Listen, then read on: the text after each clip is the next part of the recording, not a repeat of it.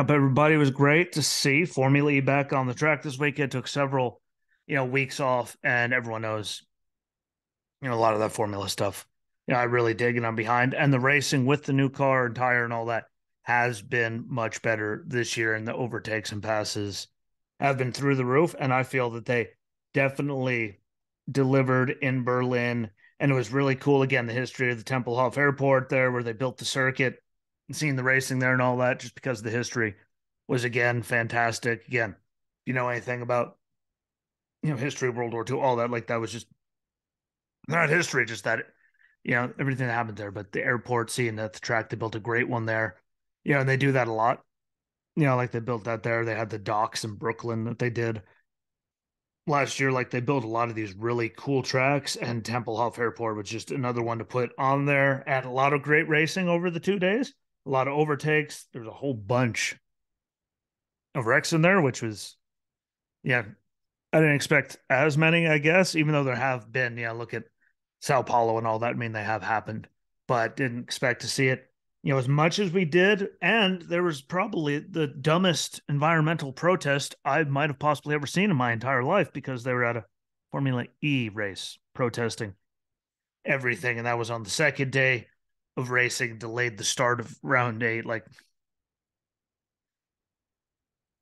really dumb. But I'll get to all of that later when we actually, get to that point. But damn, it showed how stupid most of these people really are. Because this one, I could understand. Like, okay, well, it's dumb, but it makes sense. This one, I don't get it, don't understand. So, not the brightest in the world here, shall we say? But round seven with 40 scheduled laps got pushed to 43 because of safety cars. Because again, there were a lot of incidents on track, car parts flying everywhere. So I like that. They add the time to the race just to get you know a full experience in for everyone involved. Teams, drivers, sponsors, fans, like all of it. I always like that. Got pushed to 43, from the 40, so they gave us three extra. Not a bad deal. Buemi was on pole with Bird second, Stoffel Van Dorn third. It was good to see him get another good start. Again, defending champion, you want to see him come back and do good. You don't, even if he switches teams and all that. It's good to see the champion come back and be competitive. So it's good to see him back up there.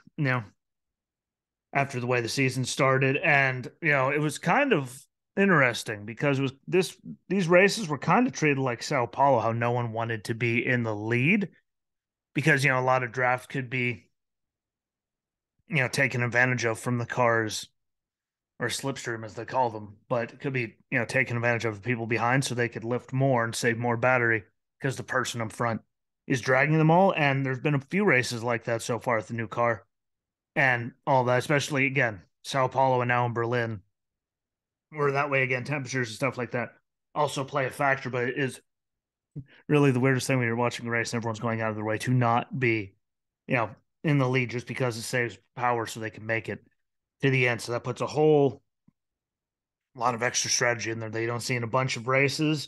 And I like that. There's a lot of contact, a lot of wrecks throughout the race as well, which sucked. Rast and Set Kamara were the first caution of the day. Ticktum just straight up ran Van Dorn into the wall to end both their days. I'm not sure he knew that Stoffel was making the move on the outside, but Stoffel was way, way there. And he just drove him straight into it, which absolutely sucked. I mean, I would have been pissed if that happened. Try to find the replay. He just drove him into the wall. That sucked. And then Jake Dennis later slid, whatever you want to call it, himself out. And he ended up going across the nose of DaCosta, which ended up ending DaCosta's day. And that sucks. I mean, it was kind of reminiscent of the Supercross race. RJ Hampshire just came shooting just sideways as could be and ran into Jet Lawrence there at the end of the 250 East West Showdown race. Except he got, Jet got to keep going. This time he just sideways took his nose off. Again, weird. That one was weird. I've seen a lot of wrecks in this thing. That one, I mean, to see someone in Supercross and then Formula E do the same thing is kind of, strange, but bad way to have your day end too. But I mean, at least you did nothing wrong, and he was on the brim. He was trying. He just went in there way too hard and gone he went. So sucks to see that for him, but overall, not a bad day for DaCosta, all things considered, even though he's one of the four people that didn't finish.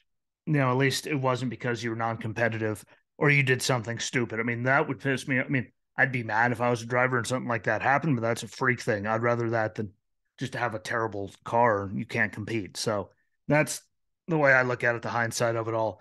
But otherwise, good day of racing. If you take, all things considered, there are people that made all kinds of passes. Yeah, double digits, move their way up and down through the field. People were coming and going all the time. And again, they have to go into the loop. You have to go wide in the turn to get, the extra power zone. Everyone has to hit it. So people pass each other a lot more there. But even with that not considered, there were people making a lot of passes, which is a big improvement over last season. So I will say so far, B plus on the new car and all that, because we are seeing a lot more of it. But, only time will tell. It's still early. Results of the race, though: Mitch Evans got first, Sam Bird second, Maxi Gunther third, Jaguar TCS getting both first and second that one. So a good day for the Jaguar guys. We also had Bohemian fourth, Cassidy fifth, Pascal Verline, point leading Pascal Verline at that, sixth, Jean-Eric Verne seventh, Lauderer eighth, Mortara ninth, and Roland rounding out the top 10. And then did not finish. Dan Ticktum goes on to that list again. Just ran Van Dorn right into the wall, ended his day. So there he is, Jake Hughes, Stoffel Van Dorn, and again, Antonio Felix DaCosta, who, just wrong place, wrong time, weird luck. And it took him out, but that's the one I'd be okay with. Someone just straight running me into the wall, I'd probably actually really, that's one of the ones that would piss me off a lot worse. Just getting just boomed for no damn reason. So it sucks, but still not bad. Then we get to round 8, 40 scheduled laps, went 40 laps. Robert Freen's on pole for AB2 Cupra, and his teammate Nico Muller was second. And the team came into the weekend with no points. They didn't leave without any points, which is great to see them all have them. Now, that being said, did it last up front? No. But is it good to see them get it? Yes. Finally, everyone, they have points. Well, drivers got it. They were on the front row. Granted, there was rain during it all, but they still got up there. They showed what they could do. And just that little bit can give you, a lot more confidence in yourself, your abilities, and the vehicle that you're in, and make a great difference in it. So that was really cool to see. The protesters jumped on the track at the beginning and delayed the start. And on this days, they're a bunch of jackasses. They get up there, they sit on the grid in front of cars, so they can't start it. And they're environmentalist group, like, protesting this at a Formula E race. Maybe it's because they couldn't get anywhere else and they had to go to Berlin to do this, but Formula E, like your environmentalist group, protesting at a Formula E race where they've been running for 7 years now with no emissions while they're doing all this at all. Like 7 years, I believe it is now. Like, that's what you choose to protest. The people that are actually doing something for the environment in the world of racing, like real something, no emissions there. With all that, the cars and the racing and all that, like, and you go after them. Like, that is just, they're actually at least doing something for it. I'm guessing it's because there's nothing else going on, but I found that to be kind of dumb. Of all the things I could protest, you go to Formula E when you're an environmental group, and Formula E is actually doing something, with the racing, not burning off fuel or any of that while they're racing. So, can't win them all. I really think that they just needed somewhere to go, so they picked that. But that was kind of dumb. But we did see Lauder, Bohemi, and Mortara get damage in the race. Everyone finished, though, so all 22 people started and finished the race, which you don't get to see very often. So that was really good change of pace. Nick Cassidy got the win after finishing fifth on the first day. Jake Dennis was second, which is a good turnaround from how the first day went for him. And then Jean-Eric Verne got third, rounded out the podium. And again, better than the seventh from the day before in round 7. So really good to see. Again, Muller got ABT Cupra first points there, season finishing ninth. So now everyone all the way down the list has points for the drivers, except for dead last and 23rd, which doesn't run all the races. So he's down there for that, but everyone finished. That's something I don't think I've actually ever seen in LVF, Formula E races that I've seen. And you don't get to see that really in any form of motorsport, F1, any of the Fs, the W Series before, NASCAR. Like, it's very IndyCar. Hell, even NHRA, people, blowing motors and stuff and can't get back. Like, you don't see it very often MotoGP, Supercross doesn't happen. So that's really cool to get them to see it finally do that. And again, I really like the track. I like the new car. They got to figure out something on those hot days and all that.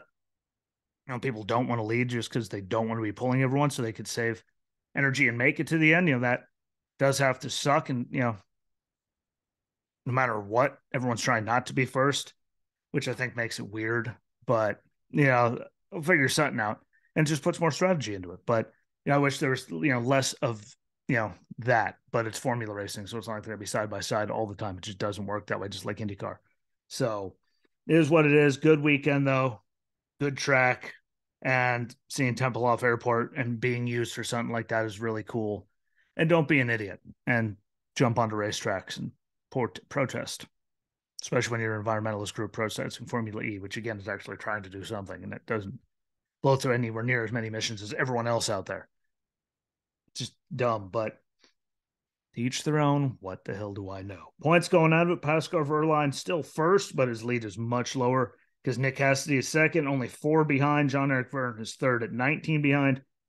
And defending champion Stoffel Van Dorn is 11th at minus 74. A big gap, but at least he's getting points now because he didn't look really hot at the beginning of the season. So at least he's progressing and getting points. And everyone, why do you mention him? Defending champion. Well, got to mention him in points. There's top 3. And here's the guy that won last year, what he's doing. Just seems fair to do it that way. But good racing. And I really, hopefully you guys, check it out before the season's over because, we got a couple more months of it. But, find it, search, hit it, set it to record, watch one of them. See what you think. I think that it puts on great racing, and this new car is a vast improvement just year to year with overtakes and all that. But that's where I'm going to leave it. Thanks for checking it out. Don't forget, Snowcross 1 is coming as well, round 15 in Dubuque, Iowa. Round 16, not there because it didn't air. They ended up re-airing Deadwood for some reason where it said it was round 16, but these things happen. But that one is coming, so be on the lookout for that. Check out the rest of the library. They're all there. It's appreciated, between Apple, Spotify for podcasters, iHeartRadio, Amazon Music, YouTube, Rumble. They're all there, so make sure you find them. Check them out. Check out the Substack at the same name. Share the hell out of all of that because you guys doing that is the most help it could be. And it saves me from giving mine to Facebook or any of those other scumbags who tend to not help me out. Check out the socials, Racing with Jesse Rucinski, everywhere for TikTok and Twitter, which is Racing Rucinski. So, Instagram page is up and going out too. Check out all of that, share everything, get it to your friends. I appreciate y'all, and be ready for Snowcross. Peace.